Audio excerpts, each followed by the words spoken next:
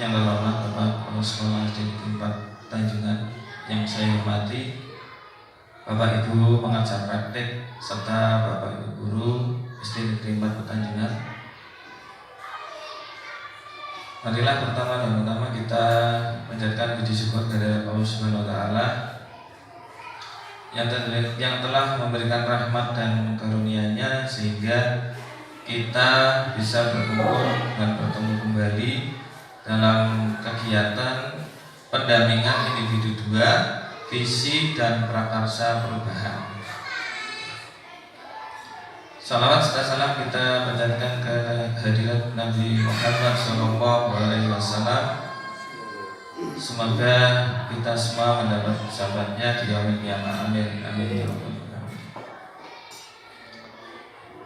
Bapak Ibu yang saya hormati, untuk membuka pada rangkaian acara pada hari ini akan diawali dengan doa yang akan dibawakan oleh Bapak Haryanto.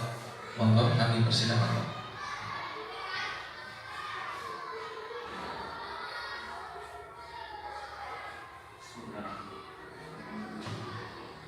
Bismillahirrahmanirrahim. Marilah kita bersama-sama berdoa. Semoga kegiatan pendampingan individu pada hari ini, pada saat ini berjalan sesuai yang kita harapkan. Bismillahirrahmanirrahim. Allahumma shalli wa sallim ala sayyidina Muhammadin wa ala ali sayyidina Muhammad. Wasallim radhiyallahu sayyidina sahabi Rasulillah ajma'in. Alhamdulillah rabbil alamin. Hamdan syakirin, hamdan na'imin, hamdan yu'afi ni'amahu wa yukafi mazilah. Ya Rabbana lakal hamdu kama yanbaghi li jalali wajhi sultanik. Allahumma shalli ala sayyidina Muhammadin salatan tunjina biha min jami'il ahwali wal afat wa taqtilana biha min jami'i syai'at wa tarfa'una biha indaka 'ala darajat wa tuballighuna biha asal ghayati min jami'il khairat wa ba'dal mamat. Allahumma rabbana atina fid dunya hasanah wa fil akhirati hasanah wa qina adzabannar. Wa sallallahu ala sayyidina Muhammadin wa alihi wa sahbihi wa sallam. Subhana rabbika rabbil izzati amma yasifun wa salamun alal mursalin walhamdulillahi rabbil alamin.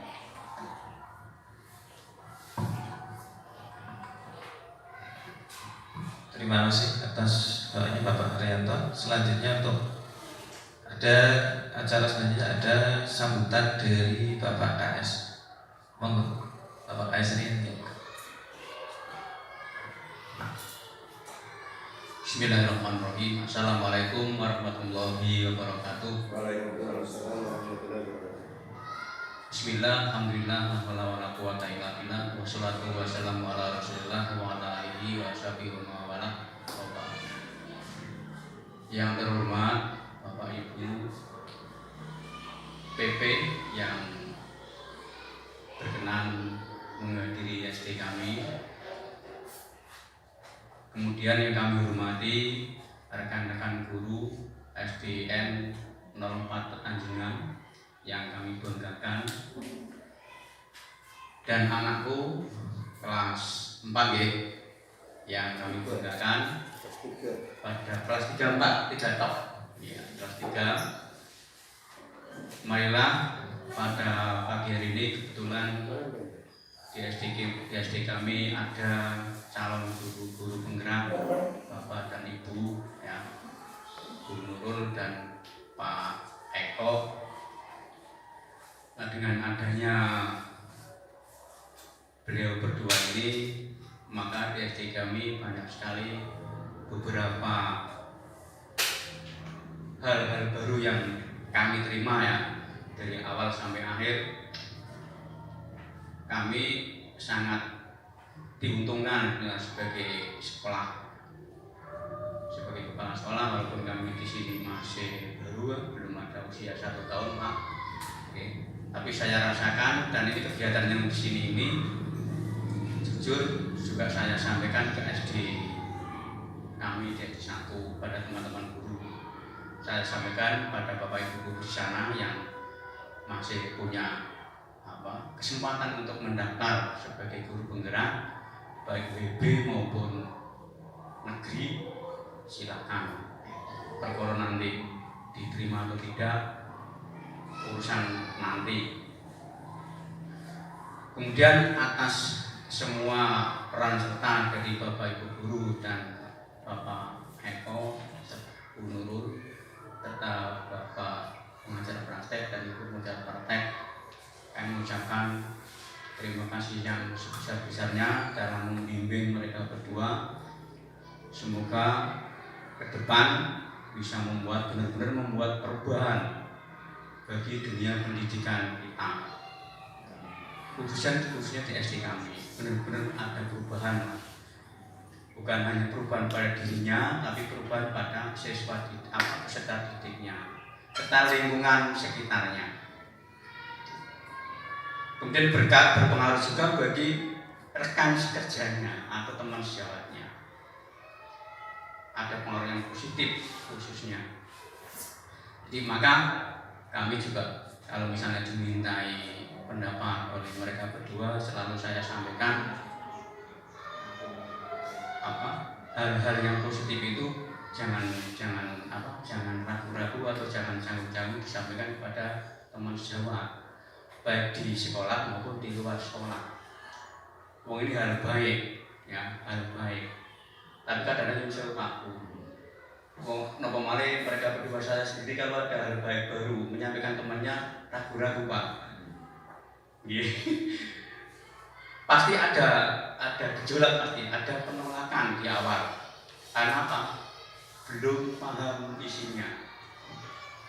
Nah, Bapak Ibu sekalian, yang terutama yang di sini, pasti walaupun kita itu belum begitu lama ya ada program ini, karena sering mendengar, sering mendapat masukan, sering ada share-sharean di grup sekolah dari mereka berdua ya. Itu kalau saya perhatikan juga hal-hal yang sangat bagus. Saya juga kadang-kadang membuka share-sharean mereka berdua, ternyata bagus ya. Nah, maka ini yang lain deh, bagi Bapak Ibu guru yang lain, misalnya ada peluang untuk mendaftar saja, tidak usah berpikir ngopo, tidak usah, daftar saja ya, tidak apa-apa. Perkara nanti ada manfaatnya berarti rezeki ya. Jadi wassalamualaikum warahmatullahi wabarakatuh. Waalaikumsalam warahmatullahi wabarakatuh. Terima kasih sambutannya dari Bapak Kepala Sekolah. Cara selanjutnya adalah sambutan dari pengajar praktek. Kami persilakan untuk Ibu Penny Lestari. Assalamualaikum warahmatullahi wabarakatuh. Waalaikumsalam warahmatullahi wabarakatuh. Bapak Kepala Pak Bandung, selaku teman pengajar praktik yang saya hormati, Pak Eko dan Bu Nurul selaku CGP, dan teman-teman dari SD 04 Petanjungan yang saya hormati pula, anak-anakku sekalian yang saya banggakan. Terima kasih waktunya. Alhamdulillah wa syukurillah, la haula wala quwata illa billah. Pada pagi hari ini kita bisa bertemu dalam situasi yang sangat-sangat menggembirakan bagi saya khususnya, bagi kita semua harapannya begitu. Sehingga pada pagi hari ini kita bisa bertemu dalam situasi yang menggembirakan ini, yaitu dalam kegiatan PI atau pendampingan 2 bagi calon guru penggerak yang ada di Pemalang dalam angkatan ke-7. Bapak Ibu semua yang saya hormati, perlu saya informasikan bahwa kami selaku PP kapasitasnya itu dalam pendidikan guru penggerak itu teman belajar. Jadi kami itu teman belajarnya Bu Nurul dengan Pak Eko, bukan sebagai orang yang dianggap sangat pintar gitu juga, bukan gitu. Tapi teman belajar itu mari kita belajar bersama. Maka tidak ada yang pintar, tidak ada yang pokoknya kapasitasnya sama saja. Jadi untuk teman belajar gitu. Bahwa dalam program pendidikan guru penggerak itu memang diharuskan untuk belajar hal-hal baru, bukan hal-hal baru sih sebetulnya, hal-hal terkait dengan banyak ilmu yang harus memang perlu kita kaji secara bersama. tentang kepemimpinan. Utamanya adalah kepemimpinan tentang pembelajaran, Pak. Jadi guru penggerak ini memang diproduk untuk menjadi pemimpin pembelajaran. Maka di dalamnya ada manajerial, ada pedagogik, ada kepribadian, dan lain sebagainya. Nah, non sewu, apabila Pak Eko dan Bu Nurul ini selama mengikuti guru penggerak, tentu banyak membutuhkan bantuan dan dukungan. Nggih, marilah kita bantu bersama. Dan saya yakin dukungan itu sudah mengalir. Dari pertama Pak Eko dan Bu Nurul diterima sebagai guru penggerak, terbukti banyak hal sudah saya temui melalui kepala sekolah sampai dengan guru dan teman-teman serta muridnya. Harapannya setelah Pak Eko dan Bu Nurul ini menjadi calon guru penggerak atau selama mengikuti proses pendidikan guru penggerak ini, dia yang mulai bergerak dan akan menggerakkan ekosistem pendidikan di sekolah, sehingga nanti atmosfer belajarnya itu terus-menerus ada. Nggih, Pak Eko dan Bu Nurul. Walau demikian, bukan berarti hal yang mudah dilalui oleh Pak Eko dan Bu Nurul ini, Bapak dan Ibu. Jadi banyak halangan, banyak rintangan yang harus dilalui oleh Pak Eko dan Bu Nurul selama mengikuti pendidikan ini. Saya yakin itu.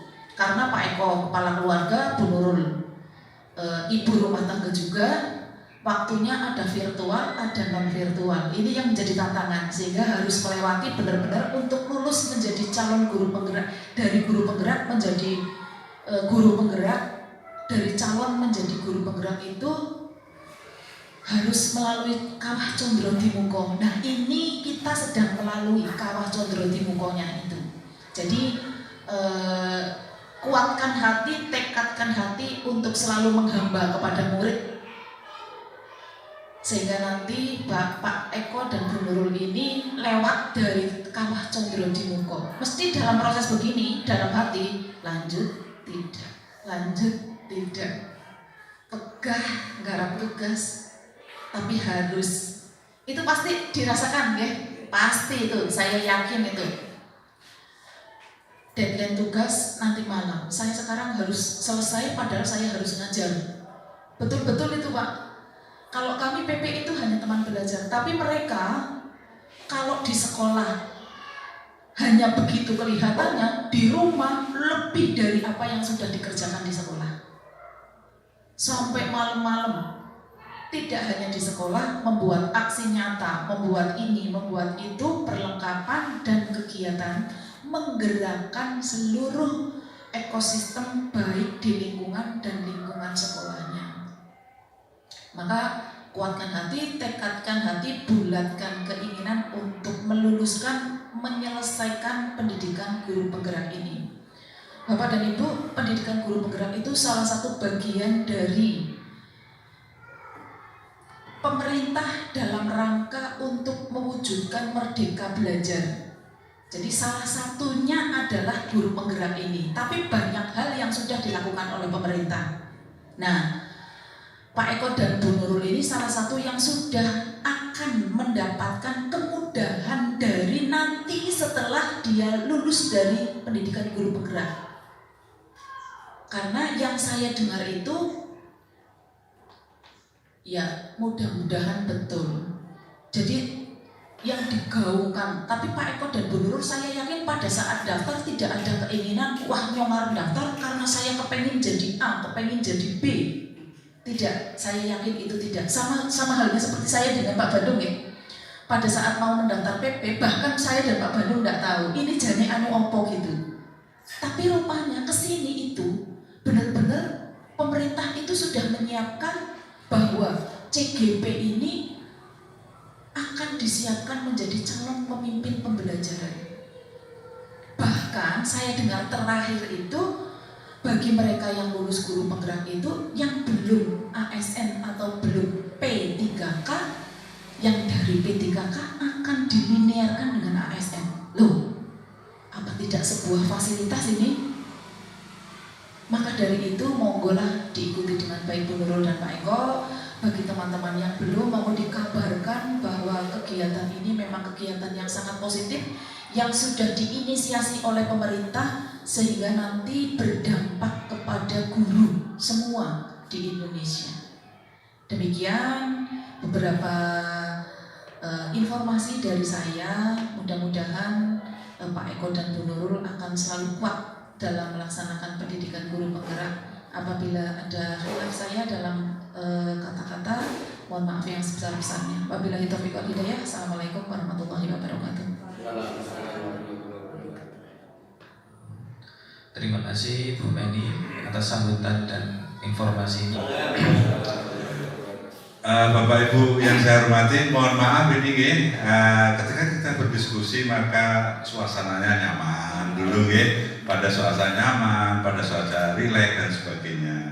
Di sini ada visi dan prakarsa perubahan Bapak Ibu nanti yang akan disampaikan oleh JGB yang nanti akan memandu. Tapi sebelumnya Bapak Ibu ngapunten, bisa ngasih waktu sebentar saya akan membacakan sebuah puisi dari proklamator kita. Ngapunten. Judul puisinya adalah Aku Melihat Indonesia. Jikalau aku berdiri di pantai Ngaliep, aku mendengar lautan Hindia bergelora. Membanting di pantai Ngaliep itu, aku mendengar lagu sajak Indonesia. Jikalau aku melihat sawah-sawah yang menguning menghijau, aku tidak melihat lagi batang-batang padi yang menguning dan menghijau.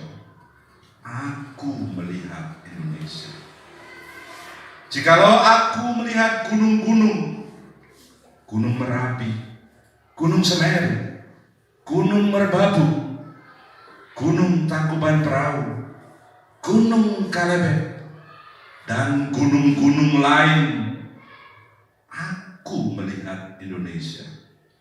Jikalau aku mendengarkan lagu-lagu yang merdu dari Batak, bukan lagi lagu Batak yang kudengarkan, aku mendengarkan Indonesia.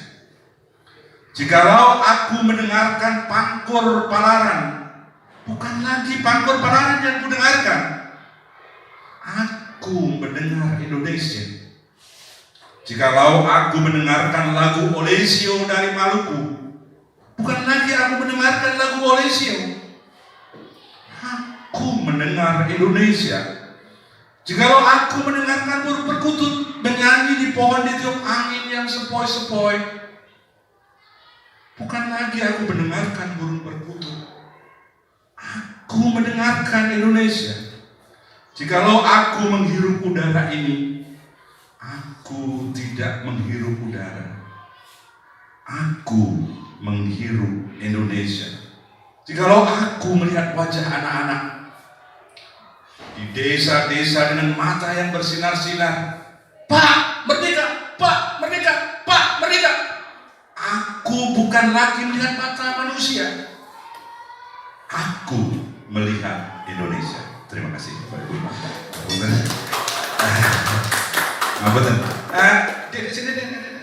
Sini. Dua siswa ini kalau kita lihat sekarang ini adalah siswa sekarang usianya berapa nih?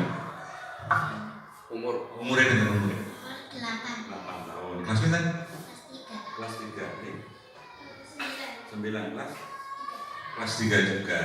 Kelas 3 Bapak Ibu. Bapak Ibu, produk yang ada di sini katanya tadi saya ngomong kocek gitu kocek Bapak Ibu. Manusia bukan kocek Nyun sewu, di sini ada spirit, ada cita-cita, ada kemauan dan sebagainya. Ketika Bapak Ibu melihat ini, berarti bayangkanlah kira-kira nanti 30 tahun lagi mereka yang akan menggantikan kita semua Bapak Ibu. Sehingga wajah kita, wajah Indonesia itu akan diwarnai oleh mereka ini. Jadi mohon itulah satu hal yang mungkin ini coba kami ingin tahu. Kalau sudah punya ada angan-angan ke depanmu apa gitu? Cita-citanya ada? Mau jadi pramugari, ya Allah, luar biasa. Jadi pramugari. Siapa namanya tadi? Tias mau jadi pramugari. Ini? Dokter. Oh, mau dokter. Mbak siapa? Mbak Mika mau jadi dokter. Nah, harapan mereka Bapak Ibu, monggo, karena kita sebagai orang tua dan dititipkan kepada kita, marilah kita bersama-sama untuk mewujudkan harapan-harapan anak ini. Bagaimana caranya Bapak Ibu lebih paham. Terima kasih. Boleh meninggalkan masuk kelas lagi ya? Tidak apa-apa. Terima kasih. Bapak dan Ibu, mohon maaf sebelumnya bahwa diskusi kegiatan visi dan prakarsa perubahan ini yang akan dilaksanakan oleh guru penggerak ini bukan dalam rangka untuk merubah atau macak-macak gitu juga tidak. Tapi konteksnya adalah konteks belajar dan hasilnya nanti berupa usulan boleh diusulkan kepada sekolah nanti secara pelaporannya dilaporkan kepada kepala sekolah dan dilaporkan kepada PP. Konten ya Bapak dan Ibu, mohon untuk dimengerti. Terima kasih. Assalamualaikum warahmatullahi wabarakatuh. Ya, terima kasih untuk informasinya Bu Meni. Selanjutnya ada pemaparan dari dan diskusi dari CGP ya. Selanjutnya untuk Bu Nurul kami persilahkan. Warahmatullahi wabarakatuh. Mohon izin untuk saya memimpin diskusi. Hari ini agendanya adalah diskusi tentang visi dan prakarsa perubahan. Di awal saya dan Pak Eko akan menerangkan sedikit tentang materi visi, apa itu prakarsa perubahan. Setelah itu nanti kita lanjutkan dengan sesi diskusi. Di sini saya akan menampilkan tentang makna visi. Mungkin kita sering mendengar visi. Apa itu visi? Visi itu berarti seperti imajinasi kita tentang masa depan. Tujuan di masa depan. Di sini ada kata Bandura, visi adalah representasi kognitif mengenai gambaran masa depan. Kemudian menurut Einstein, tanda kecerdasan yang sebenarnya bukanlah pengetahuan tapi imajinasi. Imajinasi lebih penting dari pengetahuan karena pengetahuan terbatas, sedangkan imajinasi mencakup seluruh dunia, menstimulasi kemajuan dan melahirkan evolusi.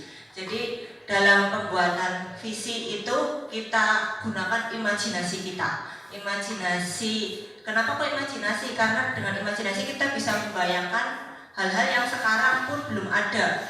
Kita membayangkan ke depan, di masa depan nanti akan bikin apa ya?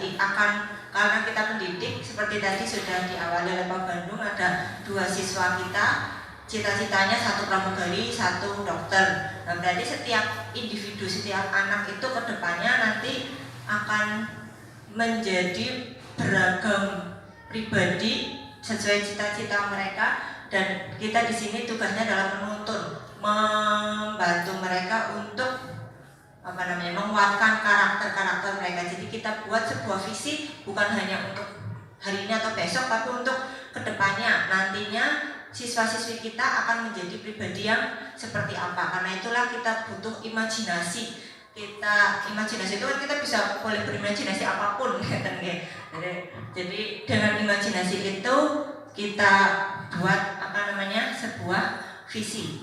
Kemudian berikutnya untuk membuat sebuah visi itu tentunya kita butuh sebuah perantara seperti ibaratnya kalau atlet itu mau ke garis finish, mereka itu butuh yang namanya peralatan yang membantu mereka untuk menyelesaikan olahraganya sampai finish. Kita pun dalam membuat sebuah visi tentunya butuh tahapan-tahapan. Setelah visi itu dibuat, nanti kita butuh tahapan-tahapan kedepannya. Itu kita buat dengan paradigma inquiry apresiatif. Apa itu inquiry apresiatif? Ini adalah pendekatan manajemen perubahan yang kolaboratif dan berbasis kekuatan. Jadi inquiry apresiatif itu berbasis kekuatan. kita cari kekuatan-kekuatan yang ada di sekolah kita yang bisa mendukung visi yang sudah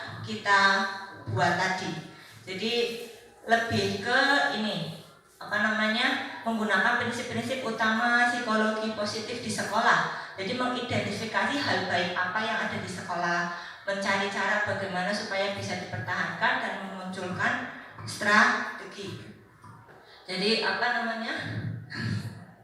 oke. Iya.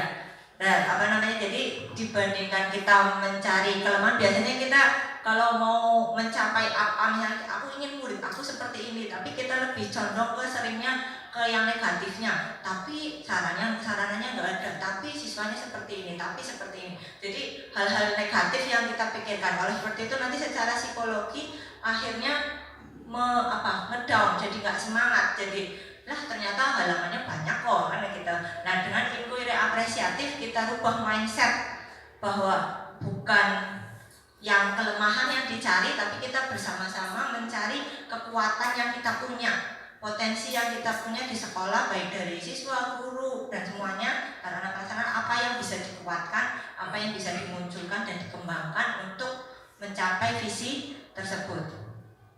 Ya, jadi di sini misalkan bukan ini caranya dengan mengupayakan agar kelemahan tidak menjadi penghalang, karena semua aspek dalam organisasi fokus menyelaraskan kekuatan. Jadi tadi alih-alih pertanyaan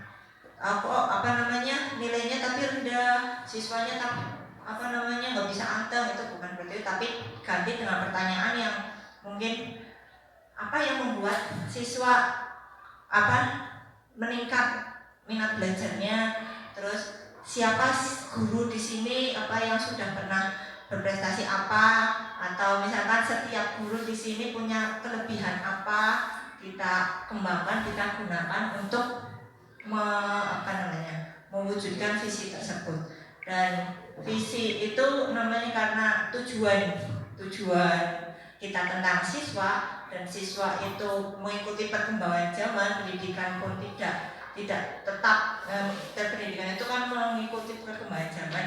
Jadi visi bisa disesuaikan, boleh dirubah dengan atau maksudnya didiskusikan, kemudian dikembangkan biar sesuai dengan zaman, maksudnya sesuai dengan perkembangan zaman dan teknologi kan.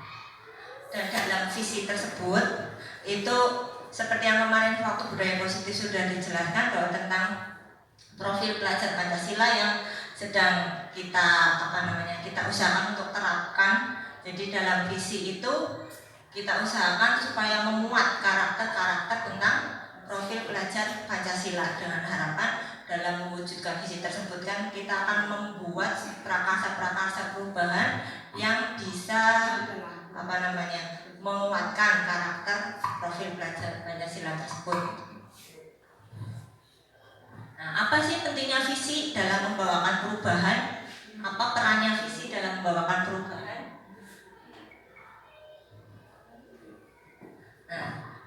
Visi itu sama seperti harapan dan doa kita.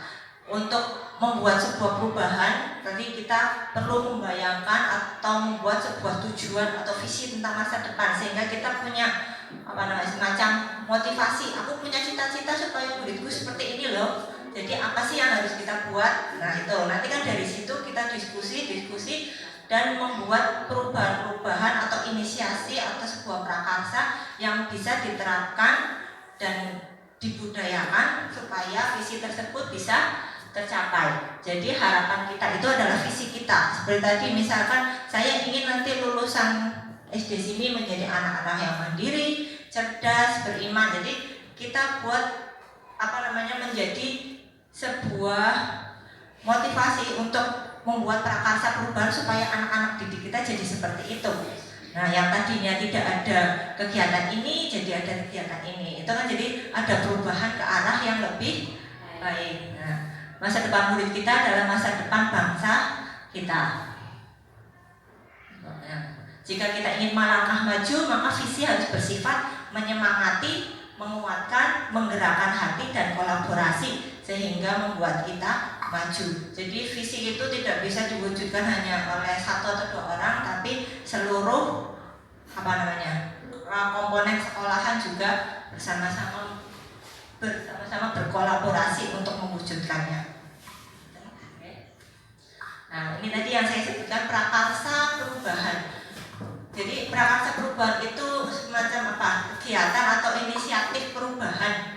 Jadi untuk membuat mencapai sebuah visi itu kita bisa membuat prakarsa perubahan. Prakarsa perubahan ibarat mengubah lahan tidur menjadi hijau produktif. Contohnya misalkan kita punya visi tadi siswa yang beriman dan bertakwa. Kita diskusikan apa ya maksudnya kegiatan yang bisa menanamkan tentang keimanan siswa itu. Nah, misalkan tadinya tidak ada kegiatan hafalan surat-surat pendek tiap pagi. Nah, kita sepakati setiap pagi semua kelas sebelum mulai pelajaran habis berdoa kita hafalan surat-surat pendek. Atau tadinya belum pernah sholat jamaah, kita budayakan untuk sholat jamaah. Itu prakarsa perubahan yang perlu kita diskusikan nanti lebih lanjut untuk mewujudkan visi yang sudah disepakati. Nah, untuk membuat sebuah untuk mewujudkan prakarsa perubahan itu nanti melalui analisis atap dan bagja. Dan untuk analisis atap dan bagja nanti akan disampaikan oleh Bapak Eko lebih lanjut. Kepada Bapak Eko, waktu dan tempat kami persilahkan. Boleh sebentar nih. Aku tadi kan ada satu yang namanya inquiry apa Pak? Apresiatif. Berarti kita berpikirnya itu hal yang positif. Kalau tadi ada seperti ini Pak, misalnya ya, untuk mewujudkan kalau anak beriman maka ada perubahan tadi kegiatannya berupa sholat jamaah pembiasaan gitu. Kalau saya berpikir di sini nggak ada musola, ini misalnya biar ada musola, misalnya gitu. Itu masuk ke inquiry apresiatif atau enggak? Cara berpikir saya seperti ini. Seandainya sini nggak ada musola gitu, nggak usah nggak jadilah gitu, gimana?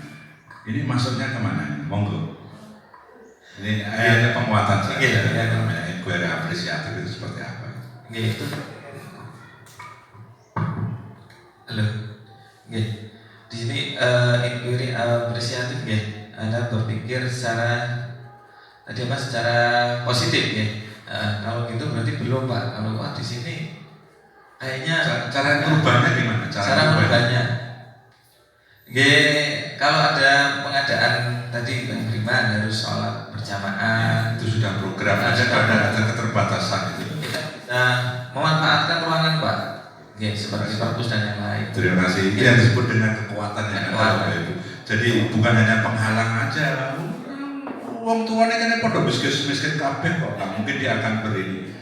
Misalnya ya Bapak Ibu, orang tua sini tuh nggak mau iuran duit katakanlah, tapi ini butuh gedung baru. Tapi posisinya orang tua di sini kelihatannya kok dia pencetak botol batu bata gitu ya. Gimana urunan botol baik dan sebagainya. Itu yang disebut dengan salah satu bentuk inquiry apresiatif berdasarkan kekuatan yang ada. Atau dua itu aja penguatannya. Atau dua.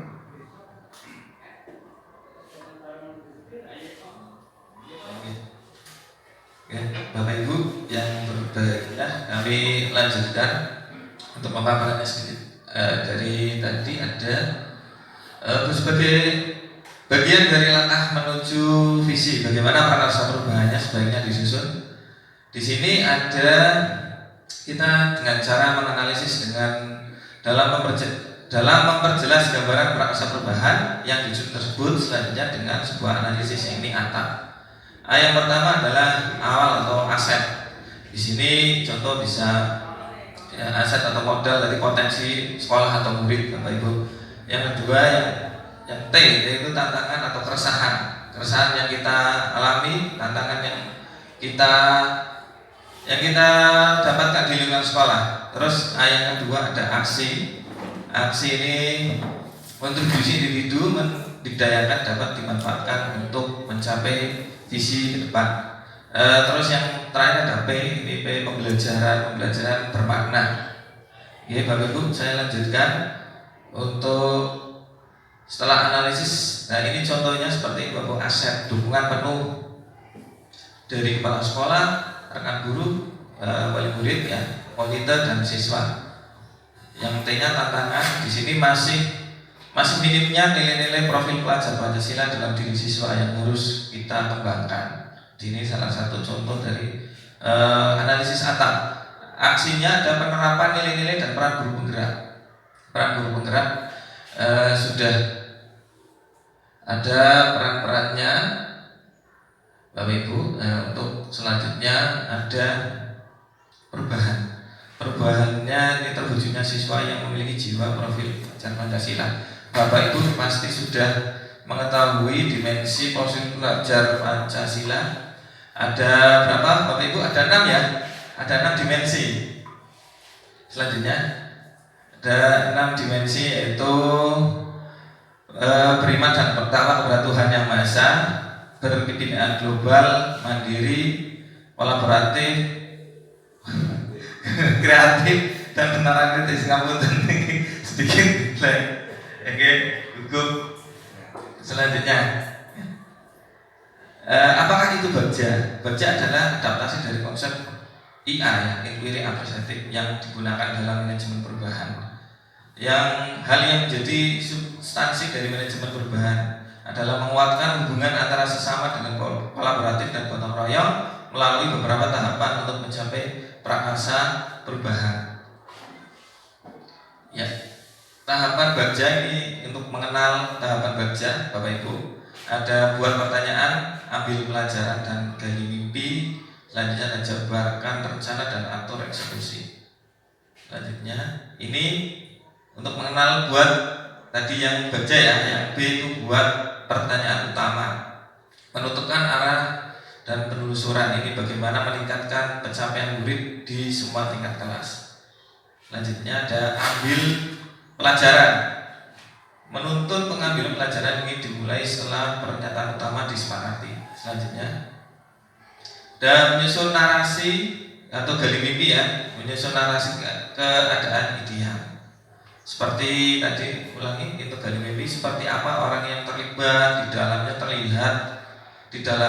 terlihat, bertindak, berpikir, dan merasa. Selanjutnya ada jabarkan rencana, mengidentifikasi tindakan yang diperlukan, siapa yang akan melakukan, bagaimana dan kapan. Selanjutnya ada aktor eksekusi, ya, bagja aktor eksekusi, membuat transformasi rencana menjadi nyata. Ini adalah alur untuk pembuatan visi, ya. Ternyata lewat paradigma AI dulu, terus lanjut ke analisis atap, dan selanjutnya tadi menyusun bagja. Dan yang diharapkan orangnya adalah ini, profil pelajar Pancasila. Kita beriman pada Tuhan Yang Maha Esa, berkebudayaan global, gotong royong, kreatif, benar, kritis, dan mandiri.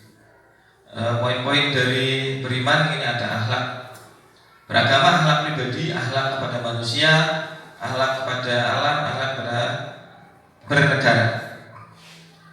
Kebudayaan global ada mengenal dan menghargai budaya, komunikasi dan interaksi antar budaya, refleksi, tanggung jawab terhadap pengalaman dan kebinekaan. Ini Bapak Ibu sudah sering, ya, sudah mengetahui untuk dimensi profil pelajar Pancasila. Selanjutnya ada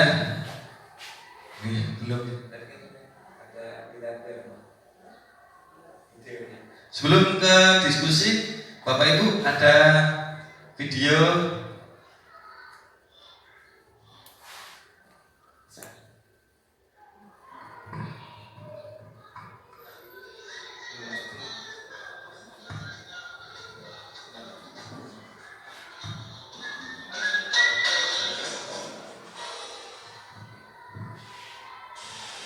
Mari kita simak bersama-sama. Oke. Nah, tadi apa pesan moral atau apa cerita dari yang tersirat dalam video tadi, nopo Bapak Ibu? Monggo. Monggo. Pinter kamu ada menyampaikan tadi menonton itu apa ya yang dapat diambil nilai atau pesannya Pak Haryanto?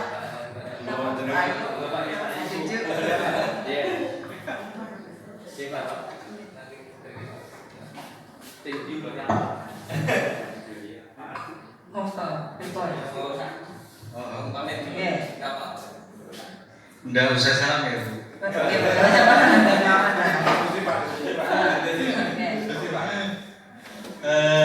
Kalau lihat itu, saya bingung kalau lihat itu. Iya. Mau ketawa gimana? Target. Tapi sepertinya itu apa ya? Mau meraih sebuah keinginan, sebuah cita-cita yang kemudian dilakukan dengan perjuangan yang sangat keras, jatuh bangun, tetapi begitu sampai di puncaknya tidak tercapai juga. Artinya mungkin artinya untuk mendapatkan sebuah cita-cita yang harus kita lakukan begitu sulitnya. Mungkin itu. Kata Ibu. Ya, betul Pak. Bu Ayu monggo, apa pendapatnya dari tadi yang benar tadi? Bu Ayu kan? Monggo apa menurut Bu Ayu pripun niku tadi? Menurut pendapat saya mungkin dengan mencapai cita-cita dan tujuan untuk mencapai yang diharapkan mungkin dengan kreatif untuk mencapai lebih ke depannya itu lebih mandiri lagi, percaya diri. Oke. Iya, tadi kalau dilihat dari awal dia kepala sekolah baru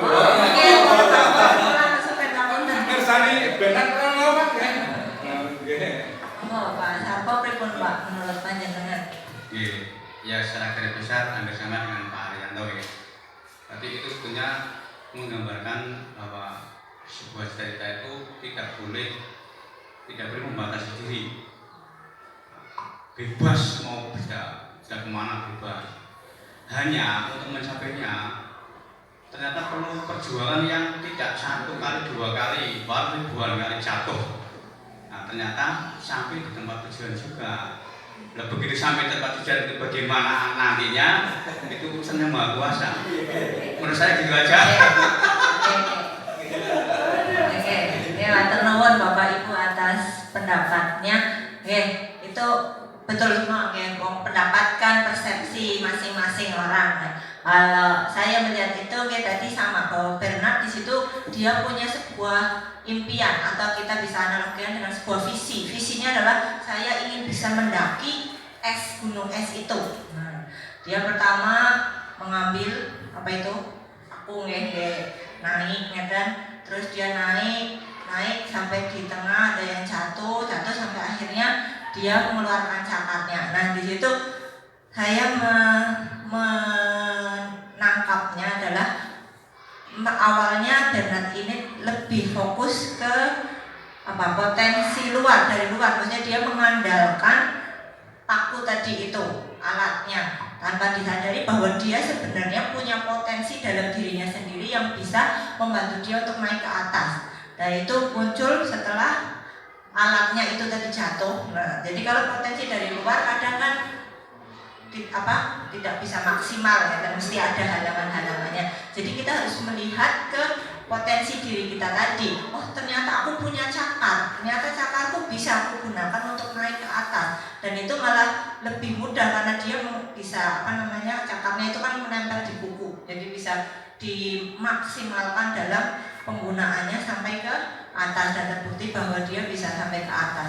Jadi untuk mencapai sebuah tadi hampir mirip dengan inquiry apresiatif tadi, lebih ke lihat potensi dalam diri kita sendiri, apa yang ada dalam potensi di lingkungan sekolah kita supaya kita bisa lebih maksimal dalam memanfaatkannya untuk mewujudkan visi sekolah tadi itu.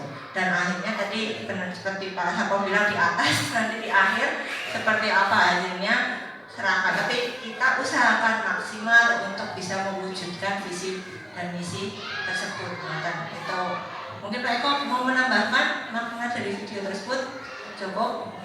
Bisa sedikit? Mungkin menambahkan sedikit Bapak Ibu. Jadi cara dia naik setelah menggunakan kekuatan sendiri itu kan dia menggunakan, ternyata ada dua cara Bapak Ibu. Ketika dua sisi itu digunakan semua, ternyata malah terjatuh lagi. Maka dia menggunakan sisi lompat kanan, lompat kiri, lompat kanan, dan karena itu lebih cepat. Jadi ada cara juga, cara juga ini tadi, kekuatan tinggi juga mencari cara yang paling efisien untuk mencapai visi ataupun tujuannya. Gitu. Terima kasih Mas Terun. Iya, Mas Terun Pak. Aduh, tambahannya ya betul. Menurut boleh tanya? Iya.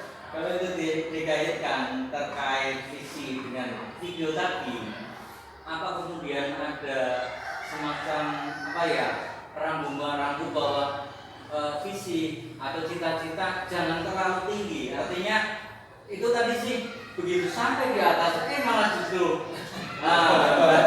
Apakah itu kemudian menggambarkan bahwa jangan memiliki cita-cita atau visi yang terlalu tinggi? Bagus. Oke, kalau menurut saya maksudnya apa ya? Bukan berarti cita-cita nggak boleh terlalu tinggi, tapi kita juga tidak bisa menghiraukan faktor eksternal juga. Walaupun kita bisa mengoptimalkan dari internal, kita sudah berusaha. Tadi seperti Pak Sarko bilang bahwa endingnya tetap kuasa Allah kan gitu. Jadi kita yang penting kita bagaimana usaha kita untuk benar-benar maksimal mencapai sana. Kalau ternyata kok sampai sana kok nggak jadi, kok gagal, berarti memang itu mungkin bukan rezeki kita. Kita cari coba cara dari yang lain. Menurut saya Pak Eko mau menambahkan? Sudah cukup.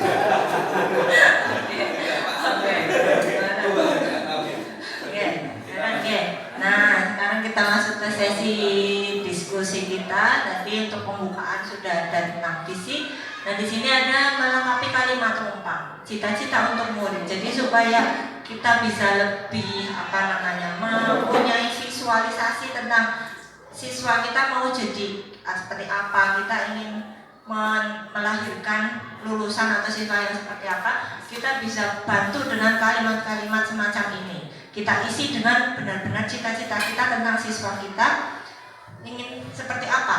Nah, kalau kami di program guru penggerak kemarin sudah diajari cara membuat visi untuk kelas. Jadi mungkin nanti Bapak Ibu guru juga bisa mencoba untuk membuat visi di dalam kelas. Jadi untuk visi kelas kita sendiri, kita mau jadikan anak didik kita inginnya seperti apa. Nah, ini di sini kita akan bahas tentang visi sekolah.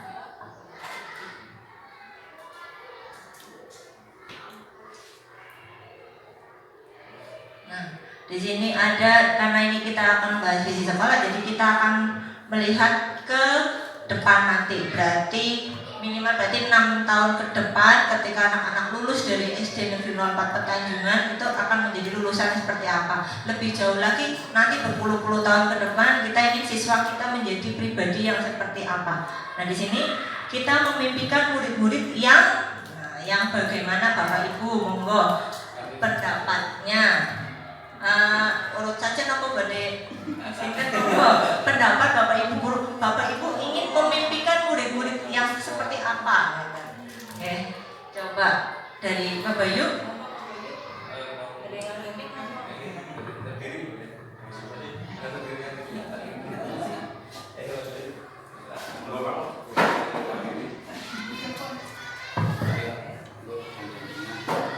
Assalamualaikum warahmatullahi wabarakatuh. Kita memimpikan murid-murid yang seperti apa, begitu ya Bu Nurul? Tentu saja murid-murid yang waktu kita menyampaikan materi yang riang gembira, terus ada umpan baliknya, jangan cuma yang diem tok. Nah, itu kan guru juga bingung mau mengasih umpan baliknya seperti itu.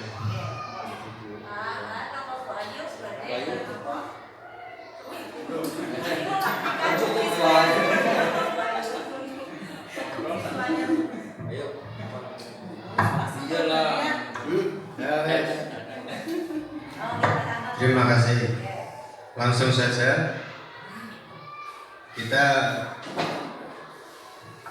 mengikuti atau menanggapi diskusi pada siang hari ini.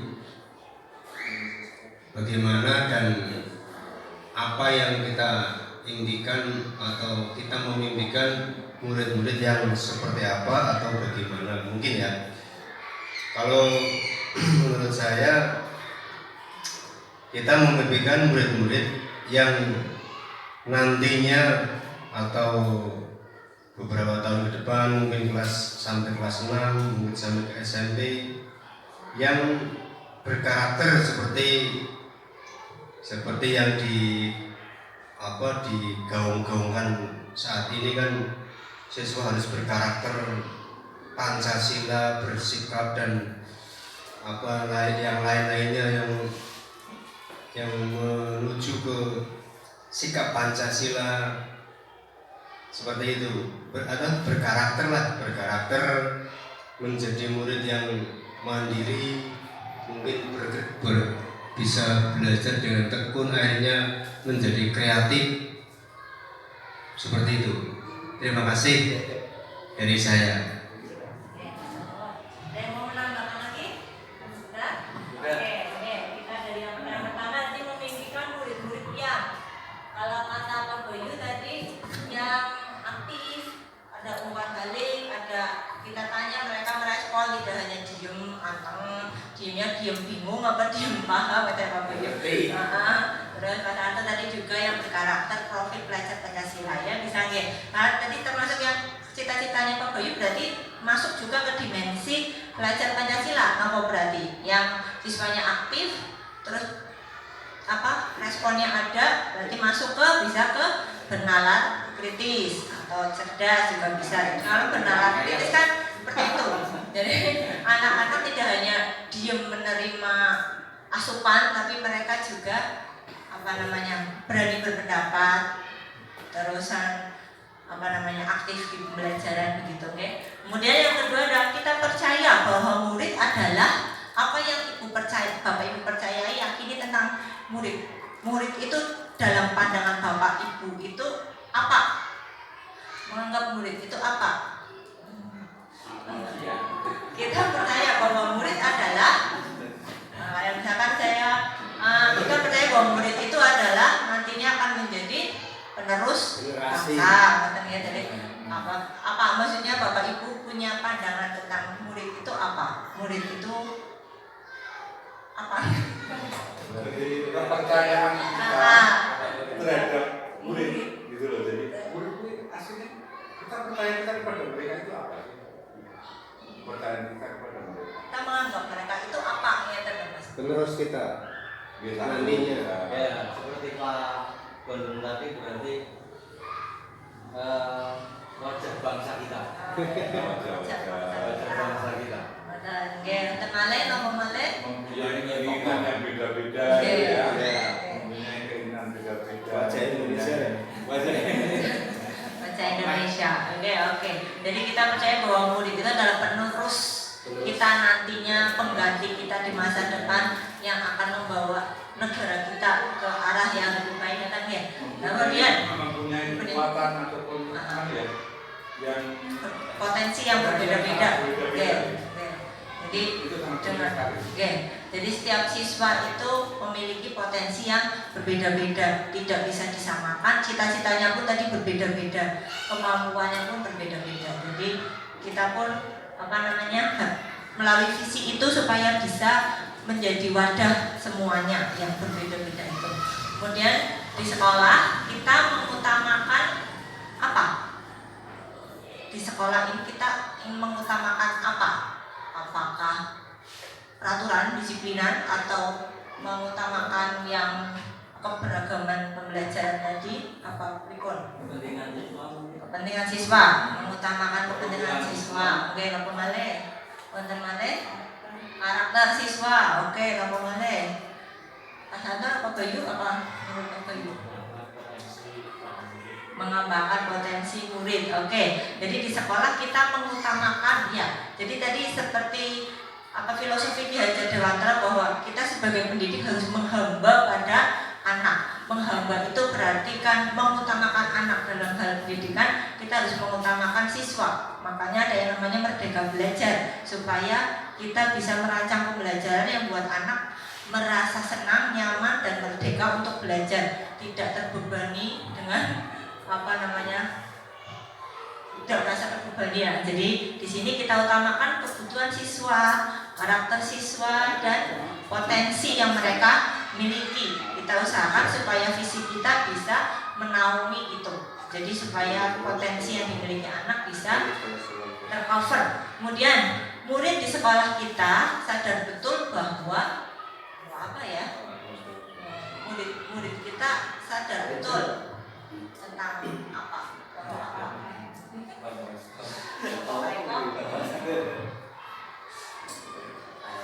Mau mencoba melengkapi Wahyu berakhlak. Murid di sekolah kita sadar betul bahwa mereka perlu memiliki akhlak, kan maksudnya akhlak yang mulia. Apa malih? Anda malih, Pak Santo menambahi Pak Sarko. Eko, Pak Bayu, buat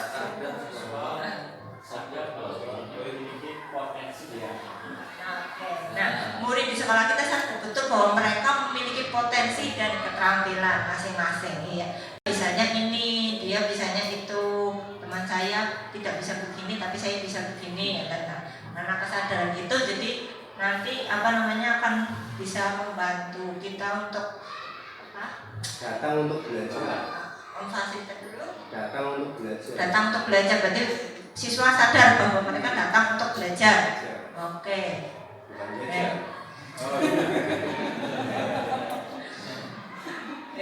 Terus lagi kita warga di sekolah ini yakin untuk apa? Kita di sekolah ini punya keyakinan untuk apa? Untuk apa?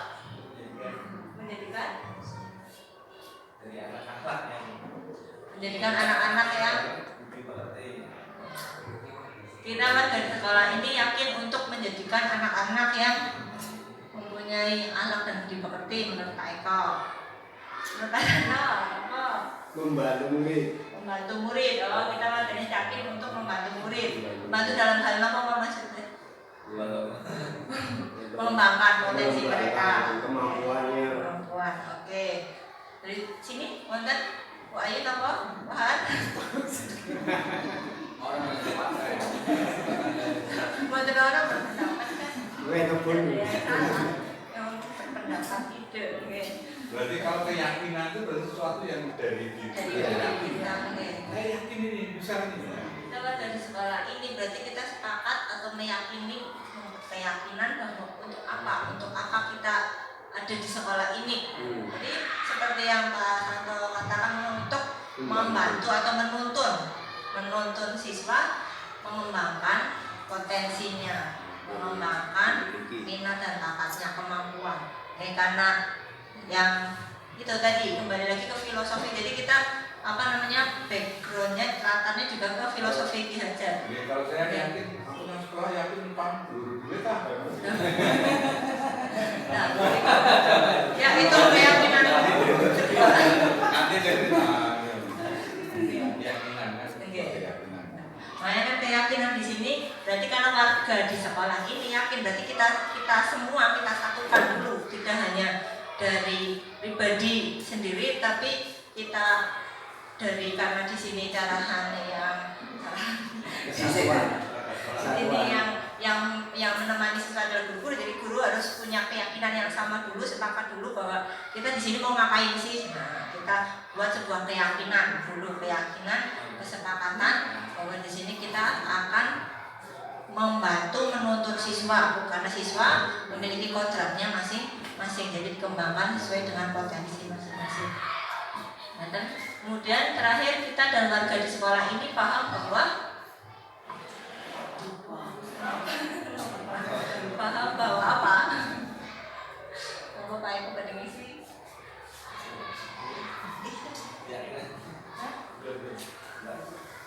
sebagai kita dan warga di sekolah ini, bagi kita semua ini paham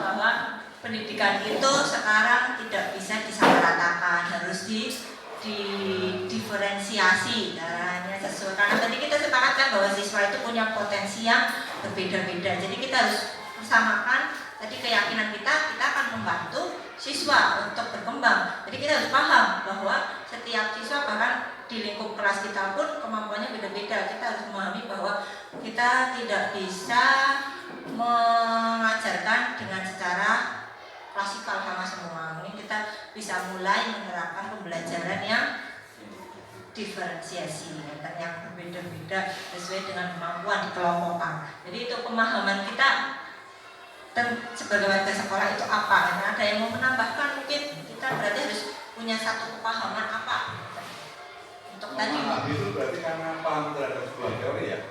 Anda ini, aku paham berarti kan? Memahami ya. Definisi memahami itu sendiri. Kalau memahami ya maksudnya kan paham apa yang akan kita lakukan. Dan kalau menurut saya di sini di konteks ini, ya. Dan tadi kan kita sudah mulai dari tahap atas tuh, kita sudah punya impian tentang siswa yang kita inginkan. Kemudian kita harus mengutamakan tadi katanya potensi siswa. Udaranya bahwa dikasih apa dulu nanti baru mudah. Kita dari warga sekolah paham bahwa apa. Kalau bahwa itu kan jawabannya masih. Iya memang ini jawaban terbuka Pak. Jadi pendapat apapun itu kan jadi contoh dari saya. Maksudnya kalau saya mengisinya seperti itu. Karena ini memang jawaban terbuka, kita diskusi. Jadi apapun silakan diisi dengan pendapat panjenengan nopo bahwa apa maksudnya.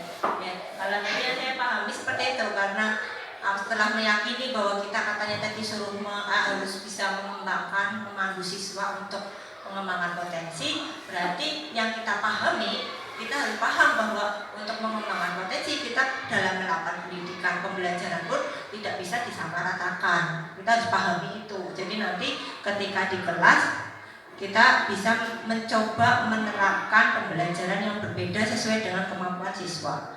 Ya memang awal pasti susah karena siswa kita banyak, kita hanya satu. Ya, tapi maksudnya kan nanti mungkin dari treatmentnya aja. Misalkan yang belum bisa baca, belum bisa nulis, taruh di depan. Jadi ketika pelajaran menulis kita bisa dengan mudah menghampiri mereka, atau kalau misalnya kelas 1 yang lain tambah-tambahannya sudah puluhan, yang nggak bisa baru satuan, ya. Nah dari ini melengkapi kalimat rumpang ini nanti kita bisa sebagai jalan untuk menyusun sebuah visi. Jadi kita sudah tadi berdiskusi berkali bahwa cita-cita untuk murid di SD Negeri 04 Petanjungan dari Bapak Ibu guru ini, kita memimpikan murid-murid yang aktif, berkarakter profil pelajar Pancasila. Paham nanti kok? Terus kita percaya bahwa murid adalah penerus kita dengan potensinya masing-masing. Setuju nih Bu? Setuju. Oke, terus lanjut. Di sekolah kita mengutamakan kebutuhan siswa, karakter siswa, dan potensi yang mereka miliki. Setuju nomor betul? Suaranya mana?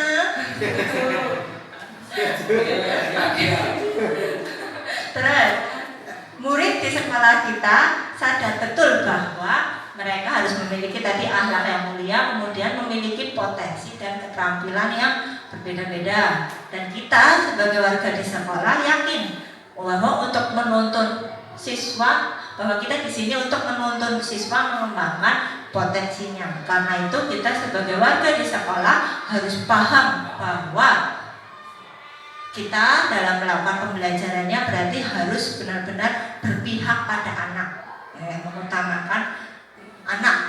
Jadi tidak bisa disamaratakan, nanti ada yang nggak bisa berarti bocah sing orang pintar, bukan, tapi karena memang kemampuan mereka berbeda-beda. Ibarat planet itu punya orbitnya sendiri, punya kecepatannya masing-masing. Jadi tidak bisa disamakan, harus berlari semua. Jadi ada yang lambat, ada yang cepat. Nah, di sini muncullah sebuah visi, dan di sini kita ada visi sekolah kita ini.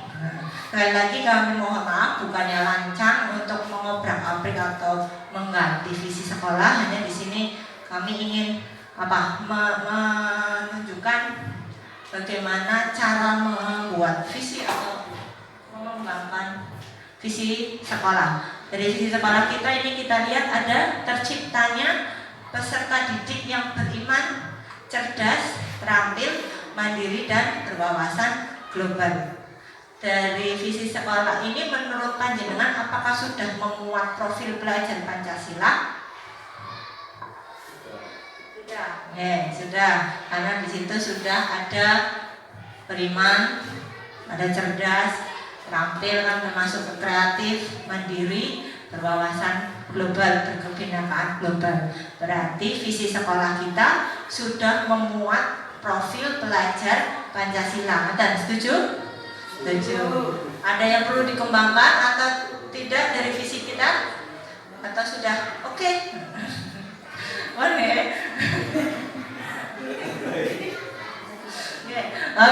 ya. Dari ini visi sekolah kita ternyata setelah kita lihat di dalamnya sudah memuat profil pelajar Pancasila, bahwa kita ingin membentuk peserta didik yang tadi beriman, cerdas berarti termasuk kebenaran kritis juga, mandiri, terampil, itu kreatif, dan berwawasan global. Di sini penjelasan komponen visinya ada beriman berarti mengembangkan profil pelajar Pancasila yang bertakwa kepada Tuhan dan beranak mulia. Mandiri berarti kita nyambungnya ke dimensi mandiri tadi. Cerdas berarti nyambung ke dimensi cerdas dan bernalar kritis. Terampil berarti bisa nyambung ke kreatif dan gotong royong. Karena terampil berarti kan sikap, kita ingin membentuk pribadi yang sikap. Kemudian berwawasan global nyambung ke dimensi berkebinekaan global. Jadi karena ini sudah mengandung profil pelajar Pancasila, kita sepakat visi sekolah kita tidak perlu diutak-atik ya, jadi tidak perlu diubah, sudah seperti itu. Oke, ya.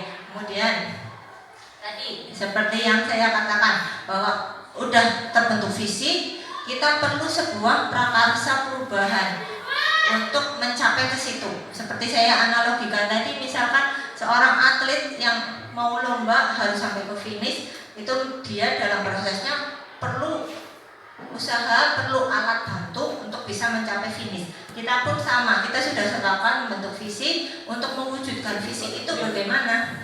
Untuk mewujudkan visi itu kita perlu membentuk sebuah prakarsa perubahan. Perubahan di sini contohnya, di sini ada kita di sini tadi kan karena dimensinya banyak, dimensinya banyak. Di sini kita fokus ke aspek cerdas dan bernalar kritis.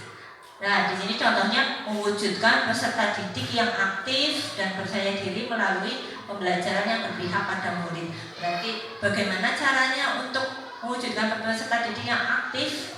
Itu berarti pembelajaran harus berpihak pada murid. Misalkan dengan mengajak siswa untuk bisa ambil ke depan, atau pelajaran-pelajaran yang tidak hanya kita yang ngomong, kita yang ceramah, tapi anak berpendapat. Jadi pembelajaran-pembelajaran yang ke siswa itu nantinya akan dibahas oleh Bapak Eko tentang sikap-sikap yang mungkin kita perlukan atau bisa kita lakukan untuk mewujudkan visi. Kira-kira sikap apa aja ya yang bisa kita lakukan, kemudian nanti kita terapkan sebagai prakarsa perubahan, dan nantinya akan bisa menjadi budaya sekolah yang bisa mewujudkan visi sekolah. Dan kepada Bapak Eko, monggo waktu dan tempat kami persilahkan. Ya, terima kasih Bu Nurul. Pertama, sikap seperti apa? Sikap seperti apa ya dan perilaku warga sekolah ini yang mencerminkan visi yang ditambahkan. Misalnya,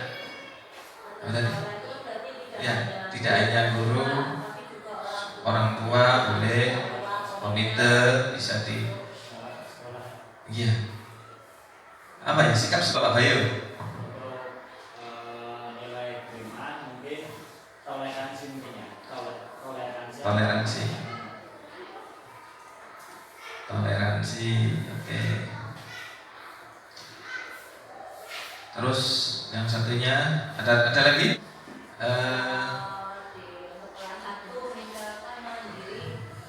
Mandiri ya.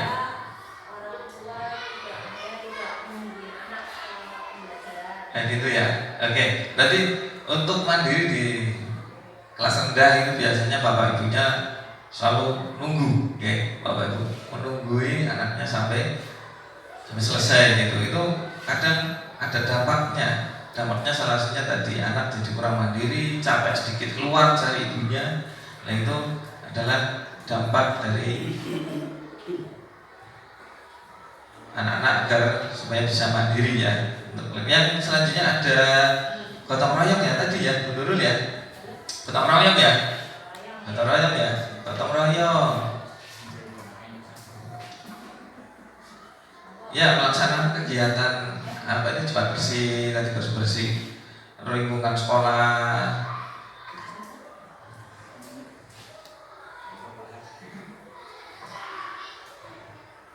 Ada lagi? Ini gotong royong, beriman mandiri gotong royong, terus wawasan global apa? Berwawasan global. Berwawasan global ini menurut saya ini sudah di zaman sekarang, di zaman perubahan industri ini 4.0 ini anak-anak sudah mengenal tentang pembelajaran melalui digital nih Bapak Ibu. Apalagi kita sudah sebagai pendidik sudah mempunyai atau mengenal dengan aplikasi PMM. Ini berwawasan global ini sangat mendasari anak-anak untuk berpikir kritis. Nah, tentang materi-materi yang sudah mempunyai sumber-sumbernya di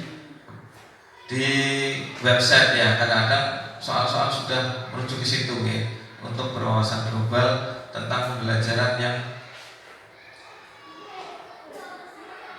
mengenal ya teknologi, pembelajaran teknologi.